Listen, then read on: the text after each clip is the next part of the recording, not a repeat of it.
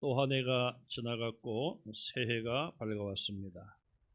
하나님께서는 저와 여러분 앞에 2021년이라는 새로운 시간들을 허락해 주셨습니다. 2020년까지의 우리의 잘못된 부분들은 회개하여 청산하고, 또 아쉽고 후회스러운 부분들, 안타깝고 원망스러웠던 일들 다 용서하시고 다 잊으시고 오직 앞만 바라보시고 달려가는 새해가 되시기를 바랍니다. 지나간 일들은 이제 역사가 되었습니다. 우리는 역사를 통하여 귀한 교훈을 얻을 수 있습니다. 역사를 되돌아보며 잘못된 부분들은 반복하지 말아야 되고, 날마다 우리 자신들을 새롭게 하는 삶을 살아야 합니다. 그래서 우리 개신교를 특별히 개혁주의라, 개혁한다. 그것은 사도 바울이 말씀한 것처럼 나는 날마다 죽노라, 날마다 죽어야지만 날마다 새로운 모습으로 부활할 수 있다는 이야기입니다. 그러므로 잘못된 일은 반복하지 말고 날마다 새로운 그런 믿음의 삶을 추구해야 합니다. 우리 기독교 신앙은 항상 전진을 추구합니다. 히브리서 10장 38절에 보시면 뒤로 물러가면 내 마음이 그를 기뻐하지 않는다, 그렇게 말씀하고 있습니다. 소돔과 고모라 성을 유황불로 심판하실 때에 하나님께서 그 소돔성에 살고 있었던 롯의 가족들을 천사를 보내어 그들의 손을 잡고 그 멸망의 자리에서 끌어내셨습니다. 그러면서 하신 말씀이 뒤를 돌아보지 말라는 것이었습니다. 그러나 이 말은 과거를 반성하지 말라는 뜻이 아니고, 과거에 대하여 잘못된 것을 회개하지 말라는 뜻이 아닙니다. 과거에 미련을 두지 말라는 것입니다. 하나님이 예비하신 미래를 향하여 힘차게 나아가라는 그런 뜻이지요. 롯의 아내는 그 말씀에 순종하지 못하여 뒤를 돌아보아 소돔 기둥이 되어 멸망을 하고 말았습니다. 하나님은 우리가 이미 회개한 과거의 죄에 대해서는 더 이상 묻지를 않으시고 정죄하지 않습니다. 우리의 모든 지난 허물과 죄악은 우리가 진심으로 회개함과 동시에 우리 하나님께서 다 씻어주신 줄 믿으시기 바랍니다. 예수님의 거룩한 죄 없는 십자가의 보혈로 우리는 씻음 받았습니다. 노아 홍수 때에 40일 동안 비가 하늘 창이 열리고 하늘에 샘이 터지고 이 땅에 산이 잠길 정도로 심판의 홍수가 쏟아졌습니다. 그 이후에도 여러 날이 지나고 나서 방주의 문이 열리고 노아의 가족들이 방주에서 나왔습니다. 우리가 소망하기에는 새해 그 어느 날 언젠가는 가능하면 빠른 시간에 코로나19 바이러스의 긴 터널에서 우리는 분명히 벗어날 줄로 믿습니다.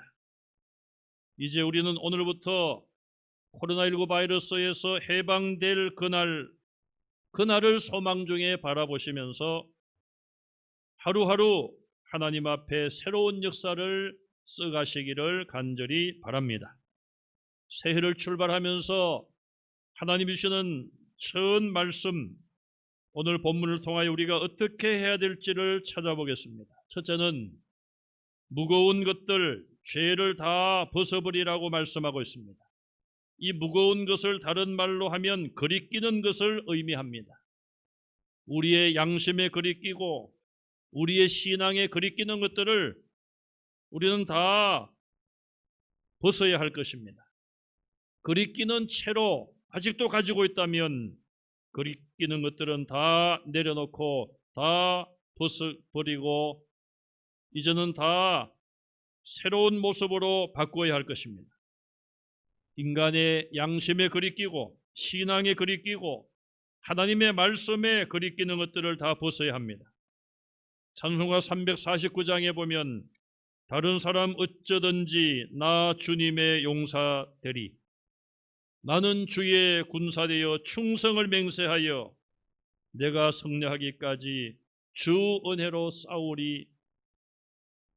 다른 사람은 어떠하든지 간에 나는 주님의 용사요, 십자가의 군병이요, 예수님의 제자요, 하나님의 자녀인 것을 믿으시고 그 직분에, 그 신분에 맞는 그런 삶을 살아가시기를 바랍니다. 다른 사람들의 양심을 팔든지 자기 스스로를 속이든지 말과 행동이 다르든지 불의와 정의를 저질러도 하나님의 자녀인 저와 여러분들은 그런 유혹을 물리치시고 벗어나시기를 간절히 바랍니다. 무거운 짐은 어떤 것이 있겠습니까? 죄의 짐이 가장 무거울 것입니다. 육체의 짐은 금방 내려놓고 쉴 수가 있습니다. 그러나 죄의 짐은 하나님 앞에 진실되게 회개하지 아니하면 그 짐을 벗을 길이 없는 것입니다.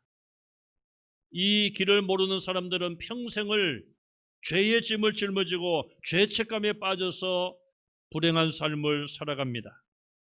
그러나 저와 여러분들은 가장 무거운 이 죄의 짐을 주님 앞에 다 가지고 와서 우리의 잘못을 뉘우치고 인정하고 자백하고 하나님의 용서를 구할 때에 죄의 짐을 벗을 줄로 믿습니다. 걱정과 염려의 짐도 매우 무겁습니다. 기우라는 말을 아시죠? 하늘이 무너질까? 쓸데없는 걱정을 기우라고 말합니다. 현재 발생하지 않은 일에 대하여 우리는 그런 염려와 걱정을 미리 당겨서 할 필요가 없는 것입니다. 아무것도 염려하지 말라. 너희 구할 것을 오직 감사함으로 구하라고 말씀했습니다. 걱정과 염려의 짐도 내려놓으시기 바랍니다. 우리 연로하신 어르신들은 자녀들에 대한 걱정과 근심이 많습니다. 이제 자녀에 대한 걱정, 근심도 주님께 맡기고 자녀들을 위해서 더 많이 기도하시기를 바랍니다. 이 나라 이 민족의 앞날에 대해서도 우리가 지나치게 염려하지 마시고 그것 역시 하나님 역사를 주관하신 하나님께 맡기고 나라와 민족을 위하여 더 많이 기도하시기를 바랍니다. 또 욕심의 짐도 무겁습니다. 물질에 대한 욕심, 명예에 대한 욕심, 권력에 대한 욕심, 이 무게도 우리 인생을 짓누를 때가 있습니다. 이 모든 욕심을 내려놓으시고 마음을 비우는 여러분들의 삶이 되실 때에 우리는 주님이 주시는 참된 자유와 평강을 누리고 안식을 누릴 수가 있는 것입니다. 두 번째는 끝까지 인내할 것을 말씀하고 있습니다. 본문 7절에 너희가 참음은 징계를 받기 위함이라 말씀하고 있어요. 오늘 본문에 보시면 징계란 말씀이 5절, 7절, 8절, 9절, 10절, 11절 계속하여 징계라는 말씀이 나오고 있습니다. 이 징계는 하나님께서 저와 여러분들을 아들로 하나님의 자녀로 인정하기 때문에 징계하는 것이라고 말씀하고 있습니다. 그러므로 하나님이 우리에게 내리신 징계가 있다면 징계의 목적이 이루어지면 그 징계는 끝날 줄로 믿습니다. 코로나19 바이러스가 하나님의 징계인가 아닌가? 거기에 대한 해석이 다양합니다. 하나님께서 이 세상의 죄에 대하여 분노하신다면, 우리를 사랑하시지 않고 죄에 대해서 심판만 하신다면 이미 예수님을 이 땅에 보내서 모든 것을 다 심판하고 말았을 것입니다. 하나님이 이 세상을 보실 때에, 주님이 이 세상을 보실 때에 어떤 마음을 가지고 보시겠습니까? 기독교 역사가 꽤 오래되고 온 세계를 주도해가던 미국, 동성애자에게 목사 안수를 허락했습니다. 미국의 대표적인 교단이 하나님이 기뻐하지 않으실, 하나님이 미워하실 일을 총회에서 결정하고 시행하고 있습니다. 여러분, 인간이 만든 법이 있죠. 또 사람들은 법을 만듭니다. 국회의원들이 법을 만들고, 무슨 모임에서 법을 만들고, 교회 대표자들이 모여서 법을 만들고, 노회와 총회에서 규칙과 법을 만듭니다. 인간이 세운 법이 완전합니까? 인간이 세운 법 안에서 모든 것을 했다고 해서 하나님 보실 때에 다 옳은 것일까요? 동성애자에게 목사 안수까지 허락하는 이런 교단들이 발생하고 있습니다. 하나님이 보실 때에 정말 노아 홍수 직전에 탄식하신, 이제는 물의 심판이 아니라 이제는 불의 심판을 하실 수밖에 없는 그런 상황이 아니겠습니까? 하나님께서 우리의 죄대로, 이 세상의 죄대로 다 모든 걸 하신다면 이미 예수님을 보내셔서 모든 것을 심판하시고, 구원할 자는 구원하시고 멸망할 자는 다 지옥의 형벌로 몰고 가셨을 것입니다. 그러나 우리 하나님은 오래 참으심을 우리에게 보여주고 있습니다. 하나님의 인내를 배우시고 십자가에 죽기까지 인내하신, 무덤에 들어가기까지 인내하신 예수 그리스도의 인내를 배우시기 바랍니다. 얼마 전에 중국에서 우한 코로나 바이러스, 우한 폐렴으로 불리는 이 질병이 발생한 지가 1년이 되었습니다.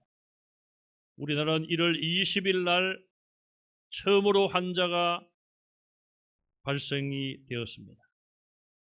우리나라도 비교적 일찍 환자가 왔고 약 11개월 이상을 우리가 이 질병과 싸워오고 있습니다. 모든 국민들이 다 피곤해하고 있습니다. 너무 힘들다고 우리 스스로도 이야기할 수밖에 없습니다.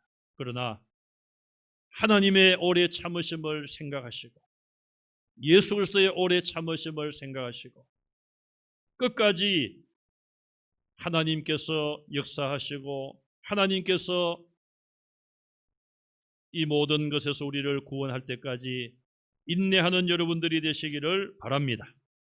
세 번째로, 우리는 예수님만 바라보고 달려가야 되겠습니다. 운동장에 달려가는 선수들은 무엇을 바라봅니까? 뒤를 바라보지 않습니다. 결승점을 향하여 달려가는 것입니다. 목표가 있기 때문에 목표를 향하여 달려가는 것이죠. 우리 앞에 목표는 무엇입니까? 예수님 앞에 서는 것이 우리의 목표일 것입니다. 가까이는 하나님께서 내 영혼을 부르실 그날이 목표가 되는 것이고 결승점이 되는 것이고, 멀리는 예수님이 이 땅에 심판주로 재림하실 그날, 주님을 만날 그날이 바로 우리의 최종의 목표가 될 것입니다. 우리가 바라보는 그 예수님은 영광의 자리에 계신 예수님의 모습이 아니라 우리는 먼저 십자가에서 내 죄를 위하여 고난당하시는 주님을 바라보아야 할 것입니다. 조롱을 당하고 침뱉음을 당하여도 부끄러움을 개의치 아니하시는 주님, 운명하시는 순간까지 7가지의 말씀을 하시면서 우리의 죄를 대속하신 구원의 도를 완성하신 주님, 그 주님을 바라보시기 바랍니다. 많은 사람들은 고난이 아닌 영광만 바라보고 있습니다. 그러나 예수님조차도 고난의 길을 통하여서 영광의 부활로 나아가셨습니다. 저와 여러분들의 옛사람이 죽지 아니하고는, 우리가 희생하지 아니하고는 영광의 길로 나아갈 수가 없는 것입니다. 예수 그리스도를 바라보시고 주님 만나는 그날을 사모하며 힘차게 달려가시기를 바랍니다. 마지막 네 번째로, 징계가 주는 유익을 바라보고 우리는 끝까지 포기하지 말고 달려가야 합니다. 10절에 하나님께서 우리를 징계하시는 것은 우리의 유익을 위함이라고 말씀을 하고 있습니다. 징계와 그런 고난을 통하여 하나님의 거룩하심에 참여하게 된다고 말씀하고 있습니다. 그리고 11절 하반절에 의와 평강의 열매를 맺게 된다고 말씀합니다. 하나님의 징계를 통하여 우리에게 있는 불의함이 사라지고 우리가 불의함을 깨닫고 회개하여 의롭다고 칭함을 받는 것이죠. 우리 가운데 있는 죄악이 사라지면 하나님이 주시는 평화가 오는 것입니다. 오늘부터 1년 동안 우리는 다시 한번 피곤한 손과 연약한 무릎을 하나님의 도우심으로 새 힘으로도 다시 일어나서 고된 길, 비록 좁은 길이지만 힘차게 한 걸음 한 걸음 전진하시기를 바랍니다. 지난 1년 동안도 정말 잘 참아오셨습니다. 어려운 여건 속에서도 마스크를 쓴 가운데서도 숨이 차지만은 우리는 하나님을 예배해 왔습니다. 가정에서도 하나님을 예배했습니다. 성도들의 얼굴이 그립고 목사의 얼굴이 그리워도 참고 우리가 가정에서 예배해 왔습니다. 잘 하셨고요. 언젠가는 다시 우리를 하나님께서 모아주시고 얼굴과 얼굴을 대하며 성도의 아름다운 교제 속에 하나님의 사랑을 서로 나누며 기쁨으로 하나님을 예배할 날이 올 줄로 믿습니다. 주신 사명을 위하여 숨가쁘게 달려오셨습니다. 하나님께서 반드시 우리를 이 모든 역경과 고난에서 건져내시고 또 이것이 징계라면 이 징계를 통하여 우리에게 유익을 주실 줄로 확신합니다. 우리를 다시 모아주시고 하나님 앞에 서게 하시고 과거의 예배가 아니라 이제는 새롭게 된 예배자로서 정말 우리가 하나님 앞에 예배하는 것이 얼마나 귀중한 것을 뼈저리게 체험한 우리 모두가 이제 미래의 어느 날 하나님이 허락하시는 그날 하나님께 감사와 감격의 예배를 드릴 수 있는 하나님의 자녀들이 다 되시기를 주님의 이름으로 축원합니다.